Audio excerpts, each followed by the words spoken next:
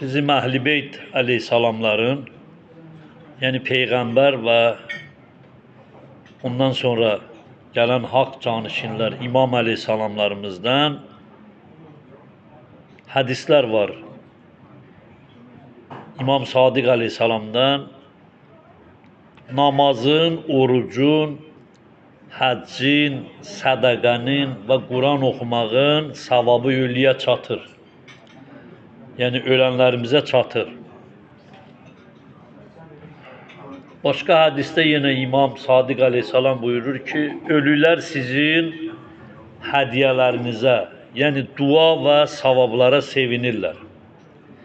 Necə ki, dirilər hədiyyə alanda sevinirlər. Peyğəmbər aleyhissalamdan hədis var, hədiyyə alanda sevinirsiniz, bəli, ya Rasulallah. Deyir, ölənlərimizə də hədiyyə göndərin. Nə göndərək Xudavandan Allahın seçdiyi Peyğəmbər? Nə göndərək? Deyir, məsəl üçün bir dənə salavat. Qəbri genişlənir, işıqlanır, ruzisinə yetişir. Hədisdə var, əziz cəmaatımız. Peyğəmbər aleyhissalam buyurur ki, ölənlərinizə Yasin oxutdurun. Yasin Quran-ı Kərimin döyünən ürəyidir. Peyğəmbər aleyhissalam Quranın Yasin surəsini Quranın döyünən ürəyi adlandırıb. Necə ki, Fatihə surəsi, əvvəlinci surə Quranın anası qərar verib.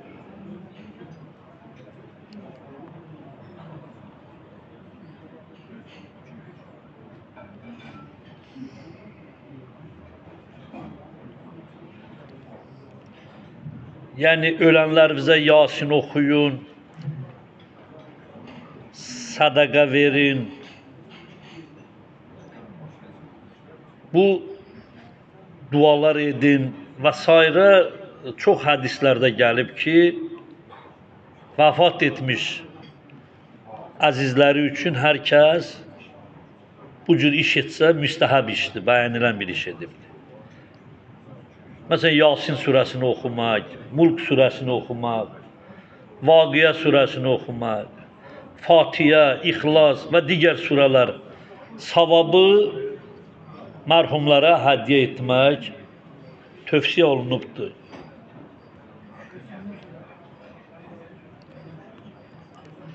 Elə ki, o surələri insan, məsələn, Fatihədir, Yasindir, Mulkdur, Qədir surəsidir, İxlas surəsi, Fələq, Nas, Ayətül Kürs, Vaqiə daha çox sifariş olunub. Bunları oxuduqdan sonra deyirsən, ilahi, oxuduğum bu Quranın savabını filan rəhmətə gedənimə, məsələn, atama, babama, onun ruhuna hədiyyə edirəm. İlahi, bunu məndən qəbul et. Bu, bizim Peyğəmbər aleyhissalamın öz hədisində gəlib ki, ölənlərinizə Yasin oxutdurun. Seyyid-i Şühədda Həmzə Ühüd döyüşündə şəhid olanda Peyğəmbər aleyhissalam Salman Farsi rəhmətullah aleyhə tapşırıq verdi, get əmim Seyyid-i Şühədda Ühüddə şəhid olan Həmzənin Allah rəhmət diləsin, başının üstündə Yasin oxu. Hədisdə var, Əli aleyhissalam yoldaşı Fatimə Zəhra aleyhissalamın dünyasını dəyişəndə başı üstə Yasin oxuyub.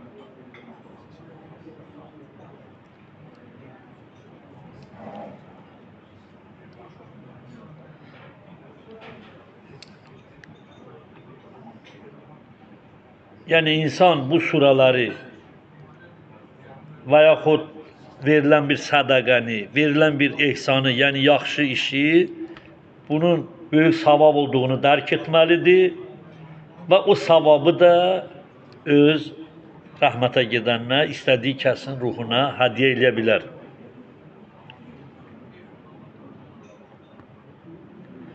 Peyğəmbər aleyhissalam buyurub, insan öldükdə, əziz cəmaatımız, əməl kəsilir.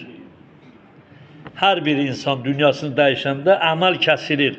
Yalnız 3 şey davam edir. Davamlı sədaqə, öz rəhmətə gedənin adı ilə sədaqə verirsən.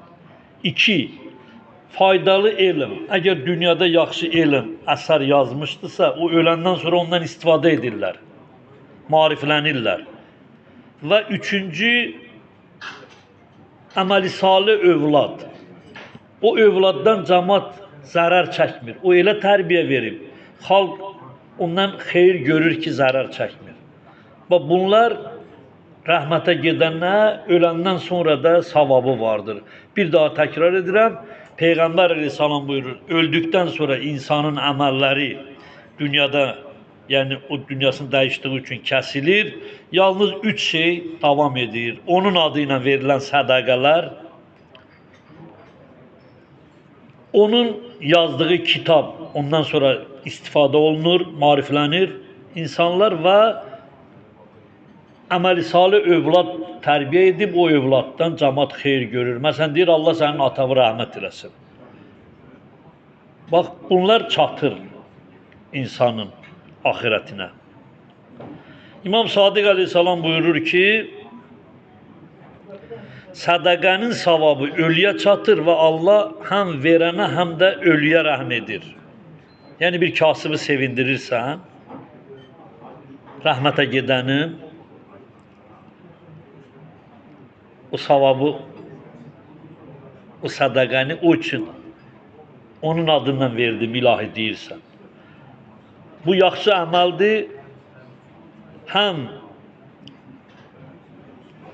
rəhmətə gedənə çatır, həm də özünə o savabdan çatır. Bizim hədisdə var, cümə axşamı deyəm, mən siz əzizlərə danışıram.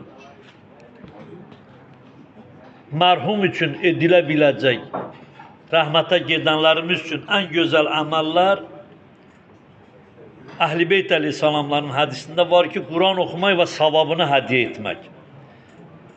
Məxsusi Quranın içində bayaq bir neçəsini saydım, Yasin surəsi, Fatihə surəsi, İxlas surəsi. Onun adı ilə kasıblara sədaqə.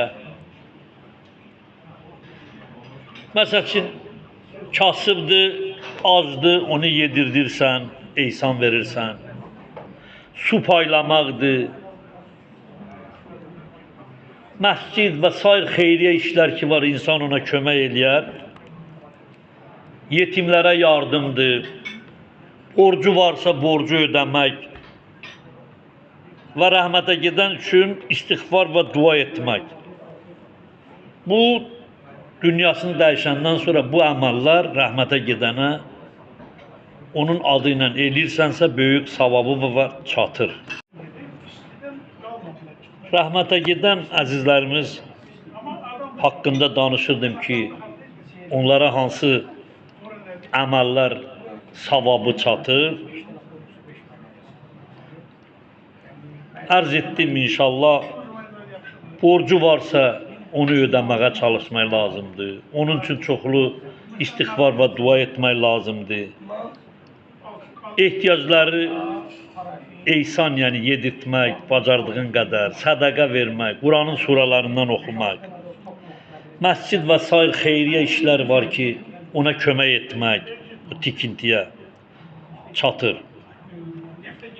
İmam Əli əleyhissalam buyurur ki, ölənlərinizi unutmayın, onlar sizin dualarınıza möhtacdır.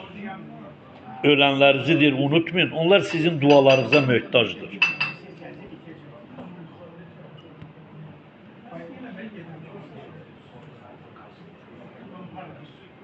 Umumən Quran-ı Kərimin və Əhl-i Beyt əleyhissalamların hədisləri göstərir ki, rəhmətə getmiş ölənlərimiz üçün dua şərtdir. Peyğəmbər əleyhissalam öz dövründə 3 gün mərasim, yas saxlamağı və Quran oxumağı, dualar etməyi tapşırmışdır. Ona görə dua çox bəyənilən əməllərdəndir. Quranı oxuyub savabını hədiyyə etmək müstəhəbdir, böyük savabı var. Bacardığı miqdarda, tərzdə ehsan vermək, acı doyurmaq, xeyirlə işləri görmək. Yəni, mərhumun adı ilə o savablar sən elən əməldən ki gəlibdi, onu öz öləninə hədiyyə edirsən. Və Peyğəmbər əleyhissalam buyurur ki, ən böyük hədiyyədən biri də daim onları xatırlayıb bağışlamaları üçün dua edəsən. Xudavand Allah Teala, Pərverdigar Allah bütün dünyasını dəyişmiş ölənlərimizə, həmçinin bugünkü məclisin səbəbkarını Allah rəhmət eləsin inşallah.